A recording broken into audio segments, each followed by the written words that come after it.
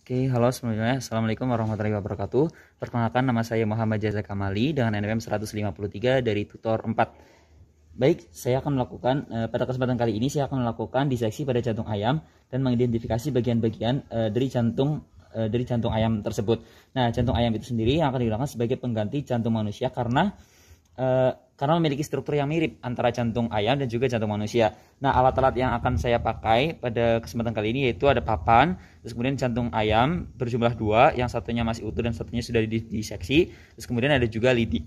Nah, yang pertama, seperti yang kita ketahui, jantung itu berfungsi untuk memompa atau menerima darah balik dari ke paru-paru maupun ke seluruh tubuh. Nah, dinding jantung itu sendiri tersusun atas serat-serat otot dan juga memiliki 3 lapisan, yaitu lapisannya ada lapisan epikardium, terus kemudian miokardium dan juga endokardium. Untuk epikardium sendiri itu merupakan lapisan pelindung yang paling luar. Bisa dilihat di sini, terlihat lapisan epikardium. Terus kemudian ada juga lapisan yang tadi yaitu miokardium, yang mana lapisan tengah yang terdiri dari otot-otot dan jantung. Jadi ketika ini dibuka lagi maka akan terlihat lapisan miokardium. Terus kemudian yang terakhir yaitu ada lapisan endokardium, yang mana lapisan paling dalam yang langsung melapisi jantung dari katup-katupnya. Jadi ketika dibuka di sebelah sini nanti akan kelihatan lapisan-lapisan endokardium. Baik, selanjutnya jantung manusia itu ukurannya kurang lebih sekepalan tangan manusia, kurang lebih seperti ini. Namun jantung ayam ukurannya segini sebagai miniaturnya. Oke, baik, untuk bentuknya sendiri jantung itu seperti piramida yang bersisi 3. Seperti piramid, ketika diberdirikan itu seperti piramid. Terus kemudian organ ini terletak di rongga toraks atau dada sekitar garis tengah antara sternum yaitu tulang dada dan di sebelah anterior vertebra atau tulang belakang di posterior. Nah, untuk eksternal vertebra yang terdapat pada jantung itu sendiri yaitu ada apex, kemudian ada juga base yang mana posteriornya, terus kemudian ada 2 surface permukaan yaitu sternocostal yang mana terletak di anterior dan juga diafragma yang mana terletak di inferiornya. Terus kemudian untuk sternocostal itu sendiri ada right atrium dan 2 ventricle, right atrium dan juga 2 ventricle. Terus kemudian untuk diafragmatiknya itu inferior ada right dan left ventricle.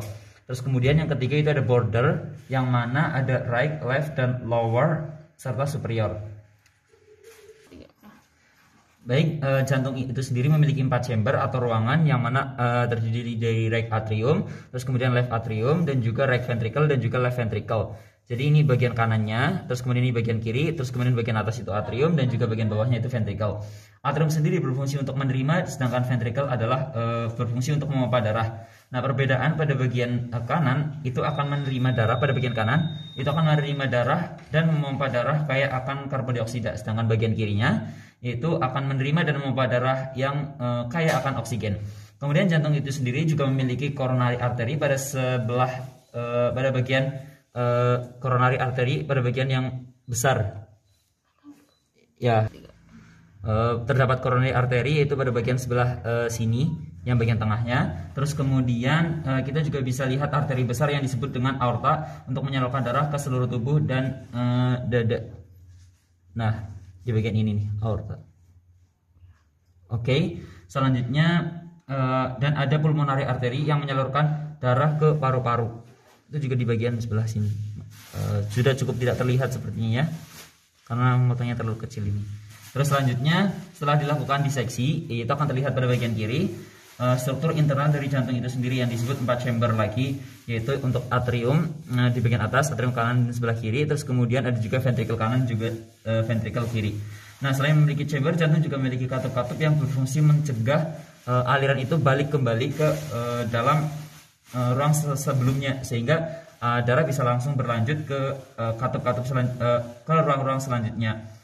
Nah, kemudian untuk katupnya itu sendiri ada 4, yaitu untuk katup pada bagian atrium dan kanan dan ventricle kanan terdapat katup namanya tricuspid valve.